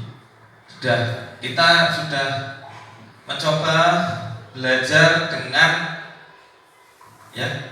teknologi digital. Kita sudah alat peraganya tidak seperti dulu lagi. Kita sudah menanyakan video-video pembelajaran pakai proyektor. Itu sudah salah satunya mengenalkan anak-anak untuk mengikuti perkembangan zaman untuk saat ini. Untuk selanjutnya apalagi beriman, gotong royong, kreatif ya, yang terakhir kreatif. Kreatif itu apa? Memunculkan ide orisinil dalam diri siswa untuk apa? Membiasakan ide-ide kreatif ya, yang muncul yang membiasakan kegiatan baru. Ya, kegiatan-kegiatan yang positif untuk mengembangkan. Nah, seperti ini Bapak Ibu, untuk sikap dan perilaku bagaimana? Mungkin ada yang mau dikoreksi atau ditambahi? Apa ya yang sepertinya bisa membantu kita mewujudkan visi tadi di depan, membantu siswa yang beriman, cerdas, beriman, mandiri, terus berwawasan. Apalagi barangkali ada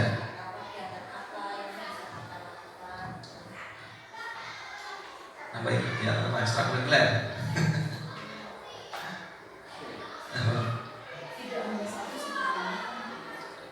Gimana?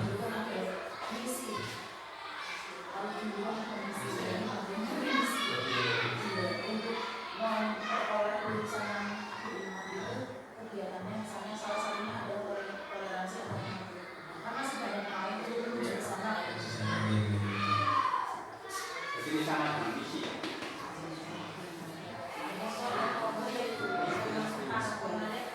Lagi contoh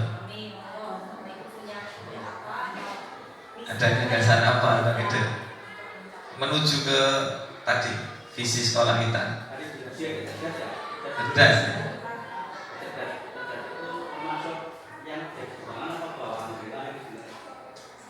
Cerdasan. Itu termasuk potensi bawaan dari lahir apa bisa dikembangkan oleh seorang guru? Itu potensi ya, potensi itu dari lahir Pak ya. Jadi membiarkan apa? Menuntun ya, untuk siswa dalam ya. Kalau pinter, kalau cerdas beda Pak? Beda ya? Beda jauh ya. Oke. Bernalar kritis ya, ini nanti dimensinya ke bernalar kritis untuk itu ya, tidak apa, tidak manja, tidak mengeluh, tidak cuma mengeluh, untuk menunjukkan ya, untuk menyelesaikan masalah. Siswa dapat menyelesaikan masalahnya sendiri. Kalau untuk ditambahi dimensi cerdas, ini cerdas mengajak anak.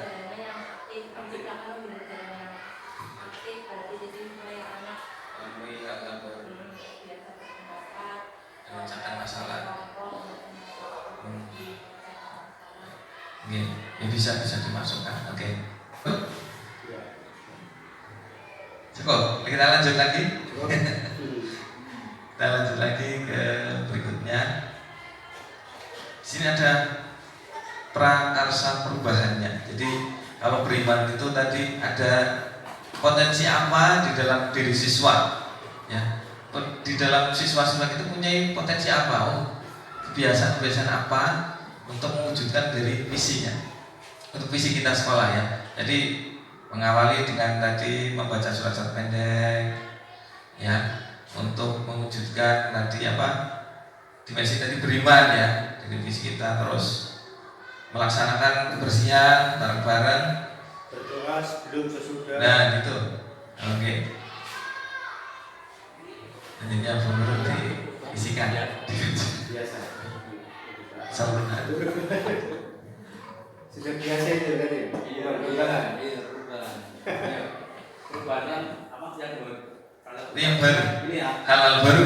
Iya, awalnya belum ada, diadakan. Oke, seperti apa Pak Pandu? Yang awalnya belum ada, terus kita.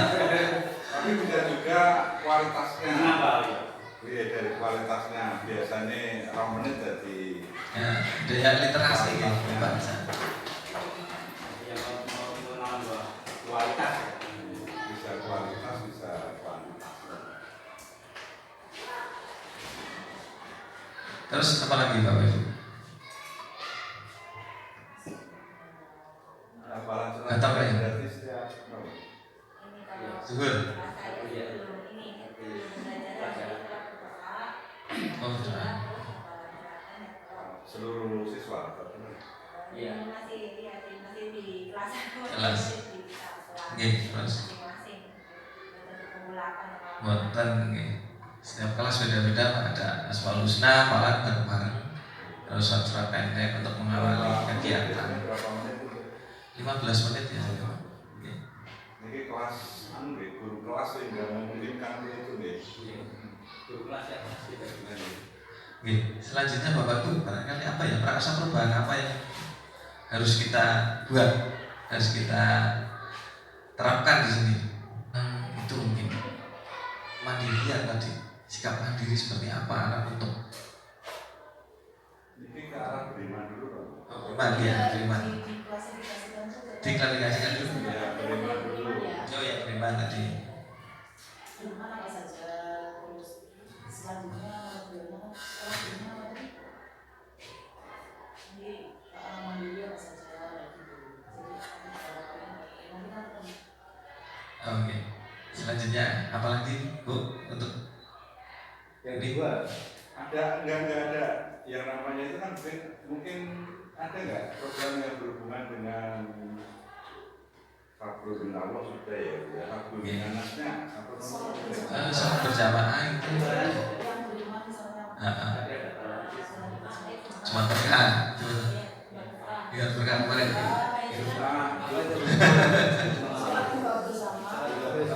Sholat doa belum ini, belum jelas. Cuma berkah apa? Ada. Oh, ada. Iya, cuma berkah. Apalagi biar satu pendek.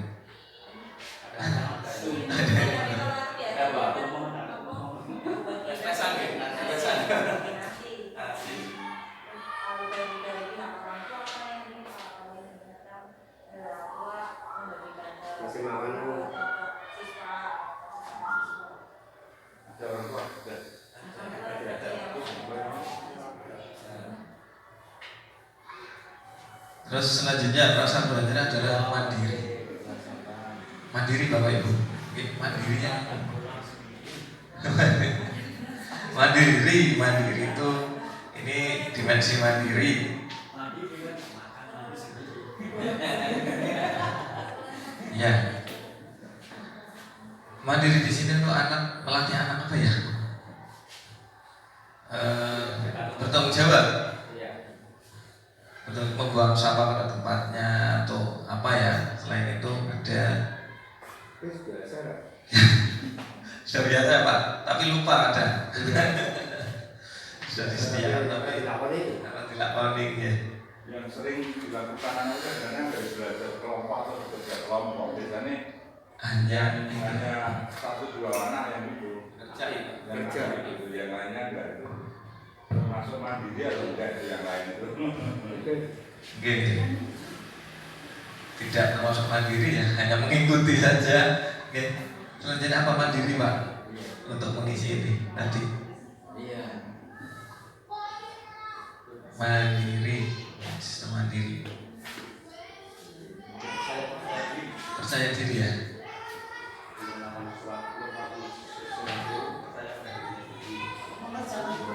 Mengerjakan.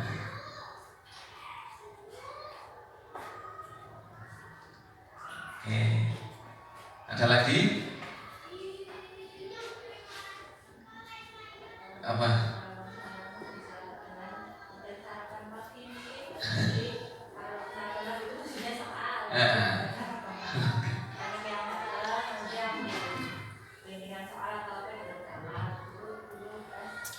Dulu pernah.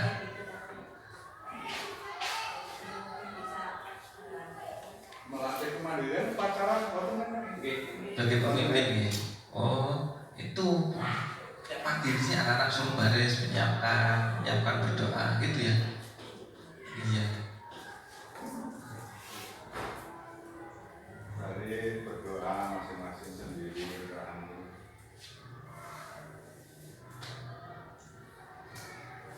Pacaran.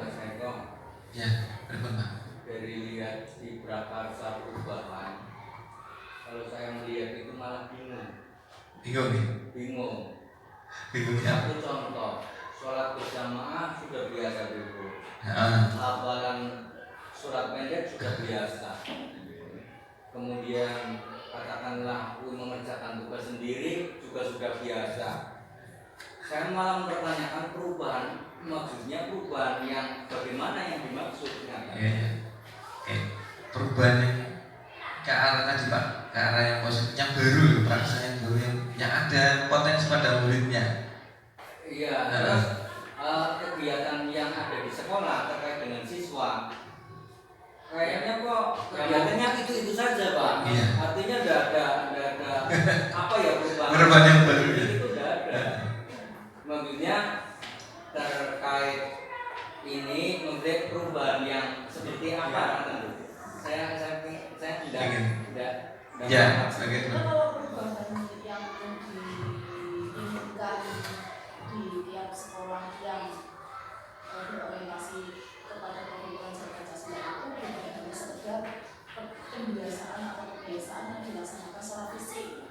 Jadi hanya sekedar jauh kadang kan seringkali ada pembiasaan yang dalam tanda kutip sekedar menghidupkan kewajiban. Tapi kebiasaan-kebiasaan itu atau prakasa Tuhan itu bertujuan untuk merubah mindset dari siswa dan gurunya sehingga perubahan mindset itu menuju ke arah budaya sebetulnya. Jadi di dalam program pelajaran Pancasila ini ada tujuan yang paling nanti akan menuju adalah semua dimensi yang ada di dalam program pelajaran Pancasila itu menuju pada pembudayaan di sekolahnya masing-masing berdasarkan elemen dan dimensi yang ada di program pelajaran Pancasila itu. Gitu ya, Pak. Jadi kalau toh ini disampaikan, ini prakasa-prakasa Tuhan yang bahkan mungkin sudah biasa dilakukan, akan tetapi sudah dilakukan yang belum merubah mindset di dalamnya itu. Nah itu tahapan yang memang paling sulit kalau menurut saya. Jadi bisa jadi visi yang sudah ada sebetulnya sudah ada juga di prakasa Tuhan yang diusulkan sekarang. Misalnya untuk pembuatan, kalau hanya untuk pembuatan tugas ini bisa saja membandingkan atau menggabungkan visi yang sudah ada dengan keatasan perubahan yang diinisiatifkan pada saat ini gitu misalnya. Kalau yang sudah ada silakan jalan, tapi kalau yang belum ada boleh dimasukkan. Kapasitas kita dalam di sini kan dalam kapasitas untuk belajar, dalam kapasitas untuk pembelajaran dengan seperti itu calon guru.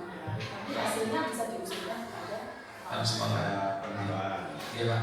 Jadi kalau tadi prakarsa perubahan kan bisa menambah kualitasnya nih. Contoh ini hafalan surat pendek. Mereka hafal tapi kadang-kadang belum tahu artinya. Satu. Kemudian mereka sudah tahu artinya tapi gimana sih cara mengamalkannya sehari-hari gitu kan? Konsep-konsep itu kan berarti prakarsa perubahannya kan jelas. Asmaul Husna misalnya sudah paham mereka, tapi kualitas kan ditingkatkan bukan hanya hafal saja. apa Asmaul Husnanya? Hafal saja, tapi pada sisi ke kualitasnya. Barangkali itu salah satu bentuk prakarsa perubahan yang mungkin tadi kembali ke arah bisa merubah. Nah, Pak, itu dari termasuk sholat berjamaah ada. Kayaknya Pak, sholat berjamaah tapi kok bocahnya kurang tertib misalnya gitu. Cuma kadang-kadang mau manusia foto bojokan luwean itu kan sudah pasti gitu lagi. Nah, bagaimana caranya supaya lebih nanti Pak, itu jadi prakarsa perubahannya di sana. Di imamkan silakan. Iya, diberikan mindset perubahan. Pola pikir dan pola tidak. Misalkan saya buat aku membiasakan baris di ruangan itu kan kalau hanya sekedar baris mereka tahu kalau dia itu baris, tapi membiasakan mereka untuk kamu baris tetap rapi terusan nggak senderan, nggak itu proses. Nah itu gimana kita untuk merubah mindset itu supaya menjadi sebuah budaya yang jadi begitu kamu semuanya baris masuk kelas. Jadi kalau sekarang kan mungkin sudah jalan dari sejak tapi kan masih masih itu lebih merapikan lagi ya. Jadi ketika kita membangun kualitasnya juga. Atau kalau memang mau ada kegiatan yang benar-benar baru, monggo makanya kita diskusi di sini kami ajak Bapak Ibu berpendapat mungkin ada sesuatu prakarsa yang benar-benar perubahan baru yang kita belum pernah nopo. Nanti kita kan di sini untuk kita diskusikan.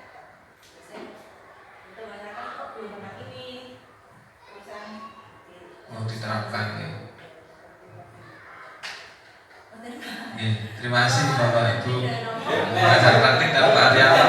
Ini kan ada perubahan yang perlu dialog. Kayaknya ada. Misalnya tadi masukan tadi mengenai surat pendek kayaknya. kegiatan ini nih untuk mengembangkan aspek ini nggak ternopo. Barangkali ada.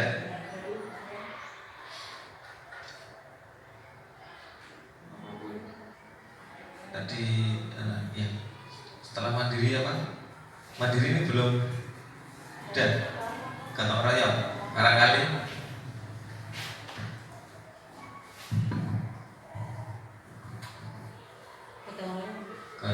bersih kita hari Jumat. ya Jumat bersih ya.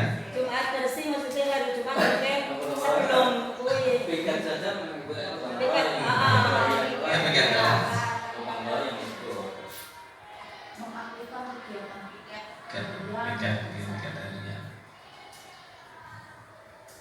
Bersih-bersih bukan bersih-bersih tambah jajan. Nah itu dia supaya jadi Iya.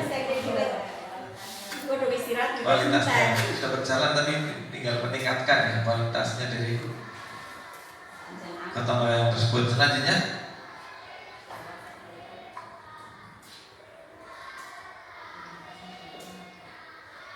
Penggunaan IT dalam pembelajaran.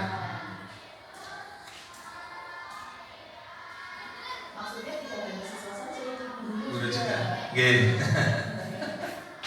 Selanjutnya literasi, numerasi kan bisa. literasi ini.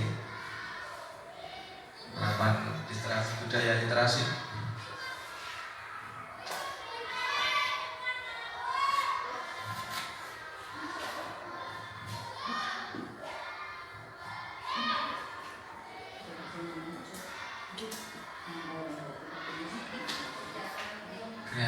Monggo Bapak Ibu. Kegiatan kreatif untuk apa ya? Biasanya apa ya? Menghias kelas ya.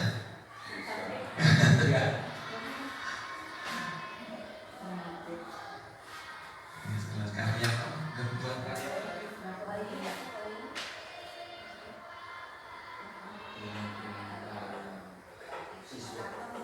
Nah, sini kita membuat kelas.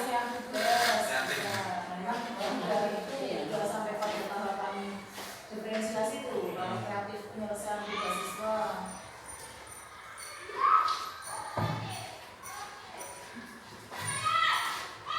Kan ada yang hasilnya bisa buat vlog, bisa konten, bisa dan lain-lain. Kalau kreatif mengoptimalkan pembelajaran berbasis project bisa tuh.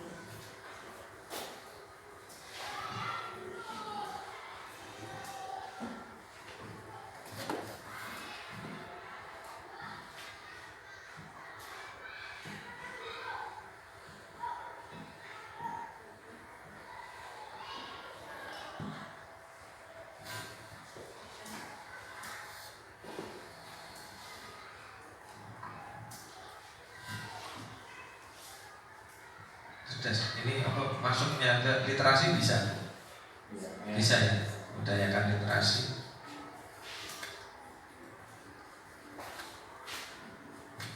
Menciptakan teknologi sederhana baru.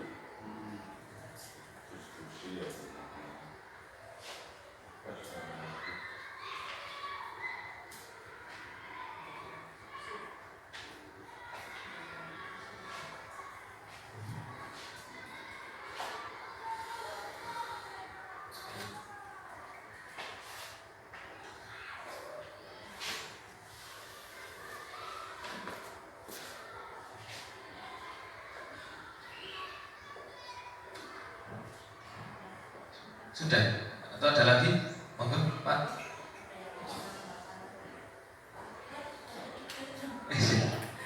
Sudah. Oke, selanjutnya begitu. Sudah. Oh, kesimpulannya ini dari Bapak. Anu ya. Dari teman-teman ya. Coba. Oke. Kesimpulan. Jadi sudah gitu ya, untuk sampai kesimpulan bahwa beginilah untuk mewujudkan visi sekolah ya. Jadi membutuhkan beberapa paradigma berpikir dan ada analisisnya, ada caranya dan bagaimana membuat prakarsa perubahan untuk menjadikan visi sekolah dan yang bermakna profil belajar Pancasila. Seperti itu Bapak Ibu, ada kesimpulan ada kegiatan hari ini atau refleksi dari Bapak kepala sekolah atau dari teman sejawat monggo untuk kesimpulan pada Jadi refleksi itu tidak juga harus formal, tidak apa-apa. Kalau misalnya saya membuat kalimat pemantik misalnya kayak gini, oh setelah hasil diskusi ini kan dari tadi kan kita diskusi toh. Nah dari hasil diskusi itu saya membuat kalimat, oh ternyata, nah silahkan dilanjutkan. Ya, jadi dari paparannya Bu Nurul dengan Pak Eko. Panjenengan kan sudah mengikuti dari awal sampai akhir ya. Nah, menurut Bapak Ibu nih, termasuk Bapak kepala sekolah ini, nah ternyata dalam menyimpulkan dari awal sampai akhir saya buatkan kalimat pemantik. Oh ternyata, nah silakan dilanjutkan, Bu. Ya, bagaimana? Teman-teman, oh ternyata. Oke, monggo dari Pak Adi juga. Ternyata seperti Banyak sekali tuh ternyatanya dari tadi sampai sekarang. Apa tadi Bu? Ternyata ya Bu? Ternyata apa yang dirasakan oleh Pak Sinten? Pak Haryanto. Haryanto bahwa dalam penyampaiannya Bu Nurul, Ya, dalam paparan Bu Nurul dan Pak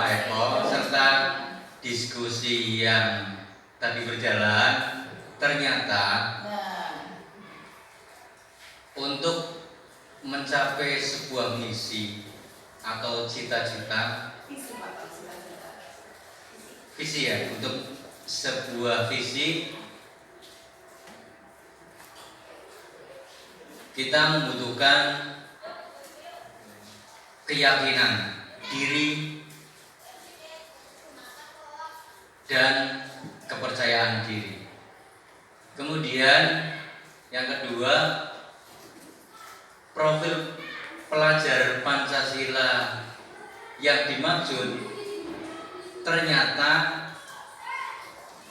hanya perubahan pada mindsetnya saja, sedang kegiatan ataupun kegiatan yang dilakukan adalah sama. Itu mungkin yang dapat saya sampaikan. Terima kasih. Ayo.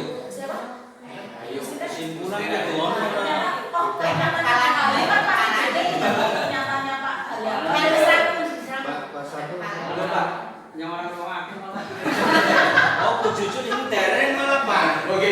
Nanti semua kita akan mendengarkan pernyataannya itu ternyata berbeda setelah mendengarkan paparan dari dua guru ini. Iya. Ternyata Iya. beda-beda. Terima kasih Bu ya. Ini dari kata-kata tadi kan jadi muncul pemikiran ya. Kalau tadi awal kan tidak ada, kosong lah, belum. Nah, dari apa yang disampaikan oleh Bu Nurul dan Mas Eko, ternyata untuk menyusun sebuah visi tidak semudah seperti yang kita bayangkan. Oke. Ada tahapan-tahapan yang harus kita lalui. Nah, sekarang visi di sekolah kita itu sudah seperti itu atau tidak awal-awal menyusunnya gitu loh. Nah, kalau belum berarti ke depan jika ada perubahan visi harus menggunakan langkah-langkah yang telah disampaikan oleh Mbak Nurul dan Mas Eko. Gitu ya. Terima kasih.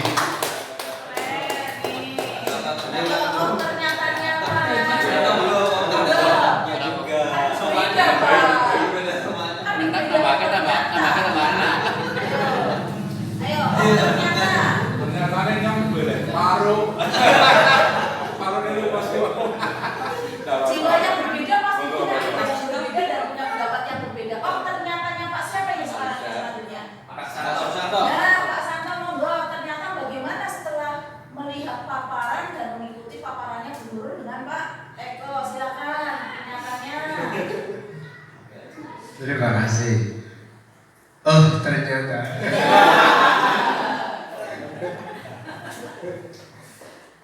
Terima kasih.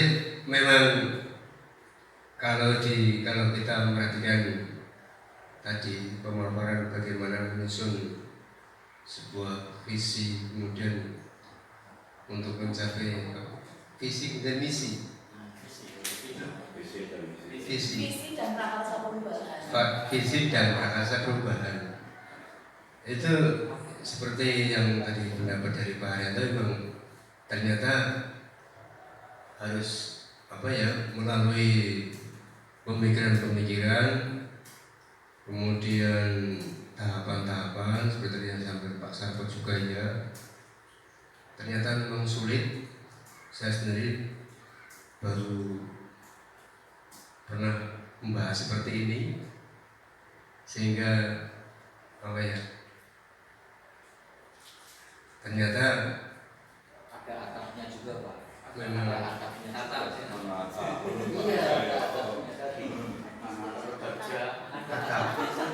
ada atapnya saja. Iya, ada atapnya. Orang yang atap kok ini ada yang nyimak gitu kan.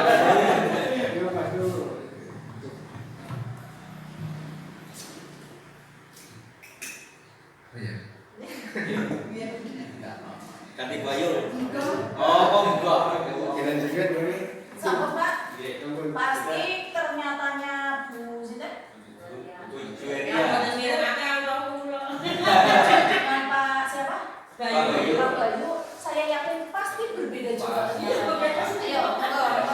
ternyata selanjutnya. Ayo, ternyata Dengan kayak ngomong aja. Tunjuk dia. Biar jadi apa namanya pelajaran juga bagi semua bahwa memang ini tidak hanya harus dibisai oleh sebagian guru saja, tapi harus bisa semua ini. Monggo Bu Ayu. Ternyata Belum nyala lagi. Ternyata dalam membuat visi itu harus ada atapnya. Atapnya sudah dijelaskan oleh Pak Eko dan Bu Nurul. Yang terakhir pembelajaran. Pembelajaran. Ya, terima kasih. Monggo Pak, monggo Bu. Ayo silakan. Masa nggak punya refleksi? Pasti punya refleksi. Apapun itu bentuknya. Ya, terima kasih. Untuk ternyata untuk membuat visi memang ada tahapannya, karena saya sudah sedikit ya. Saya dulu pernah mengajar di SD swasta di pedalaman Sulawesi, dan setiap tahun pasti membuat visi dan ada tahapannya. Itu yang betul. Cuma untuk tahapannya untuk kali ini untuk yang profil Merdeka Mengajar ini saya baru tahu dan alhamdulillah menambah ilmu. Hanya itu saja. Sekian, terima kasih. Ayo terakhir. oh ternyata saya tadi kalau mendengarkan paparannya sih jadinya bingung. Ya memang tadi sempat dengar untuk membuat visi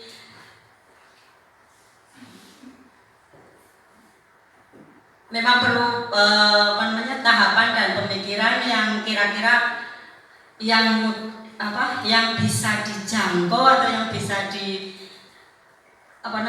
diwujudkan. Iya, diwujudkan seperti tadi beriman dan berakhlak mulia. Masa sekarang ini memang susah banget untuk mewujudkan atau mendidik atau membimbing anak untuk berakhlak mulia, kok kayaknya tambah kesini tambah sulit. Udah diajari di setiap hari, sebelum belajar dimulai berdoa untuk membaca surat pendek aja, kalau nggak dipantau nggak dibaca Pak surat pendeknya, harus dipantau, harus ditungguin. Masa sementara guru agama kan ngajarnya 2 sekolahan kan nggak setiap hari dipantau. Kalau dipantau sama guru kelasnya, surat pendeknya nggak dibaca. Dulu pernah sudah dikasih Asmaul Husna, udah saya sebar itu lembaran Asmaul Husna, terus video Asmaul Husnanya, tapi enggak itu Pak, sampai sekarang belum terwujud. Belum hak anaknya itu kalau disuruh itu lupa Bu Guru, nggak dibawa Bu Guru ini. Aduh. Nah kamu kan udah dikirimi video di grup, udah dikasih lembaran Bu Yaho dihafalkan, mipel dulu 5 setiap hari, sehari semalam 5, nanti kan bisa hafal sampai 99, tapi sampai sekarang belum Pak, belum terwujud.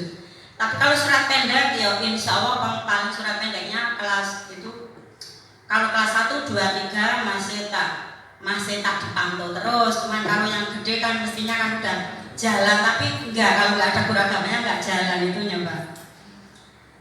Ya memang sulit untuk mewujudkan, atau itu memang butuh tahapan yang netral, harus itu Pak, lahir batin serius ya. Mungkin hanya ini yang bisa saya sampaikan. Sekian saja. Assalamualaikum warahmatullahi wabarakatuh. Pendapat semua nih, berefleksi semua kan. Ya Bu, betul-betul sama Bu dengan saya. Jadi pada saat mengajar itu memang banyak sekali tantangannya, tapi mau bagaimanapun itu adalah bagian tugas dari kita toh sebagai guru. Kemudian ada dua, kalau menurut saya sih ada dua konsekuensi yang harus kita terima. Satu, apabila bekerja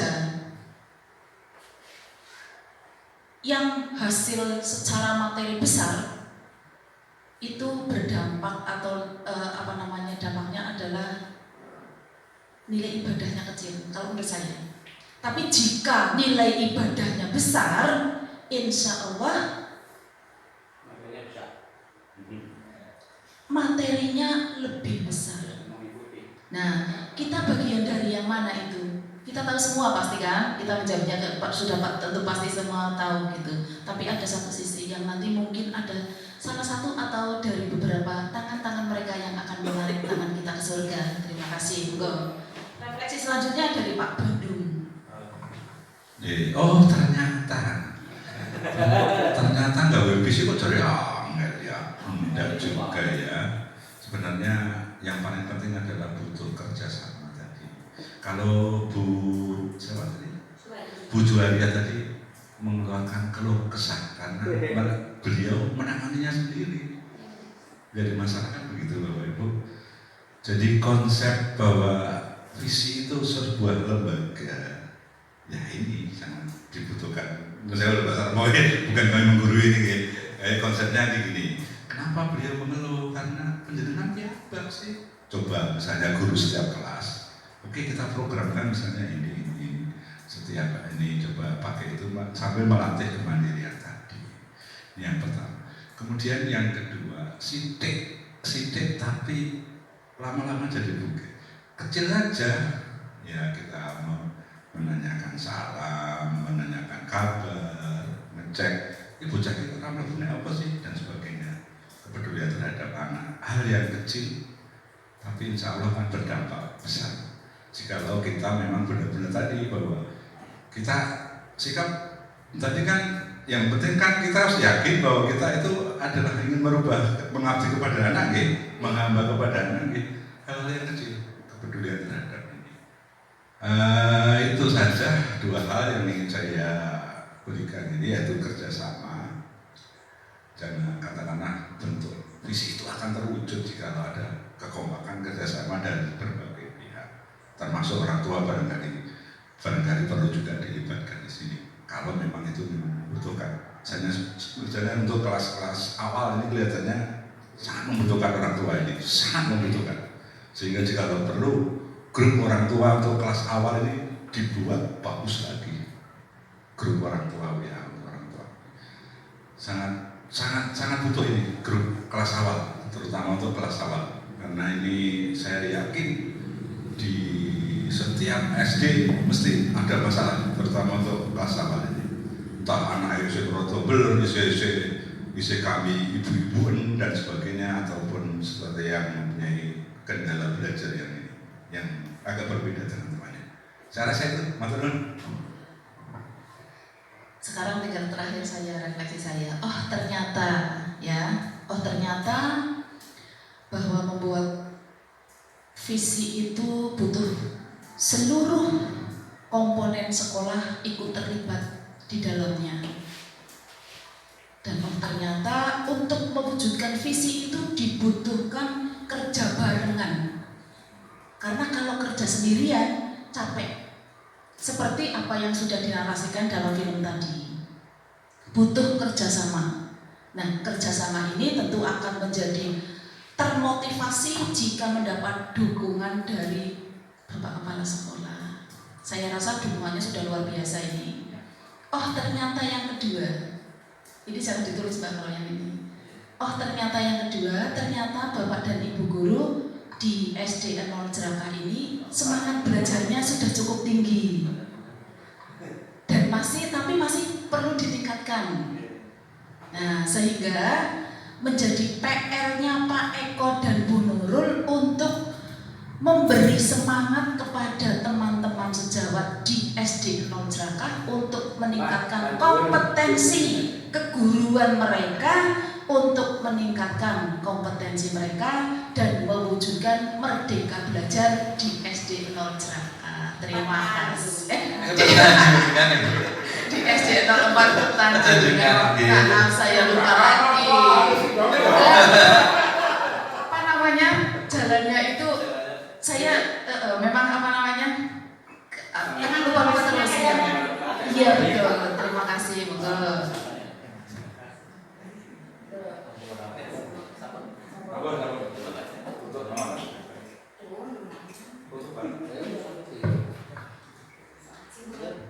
Oke, terima kasih untuk kegiatan hari ini atas masukan dan diskusinya dari Bapak Ibu PP dan teman-teman guru semua. Ini di ujung acara kita sudah langsung Bu, kita kesimpulan ya. Oke, terima kasih. Marilah kita ucapkan hamdalah untuk acara ini sudah selesai dengan lancar. Ucapkan alhamdulillahirabbil alamin. Terima kasih atas perhatiannya. Assalamualaikum warahmatullahi wabarakatuh.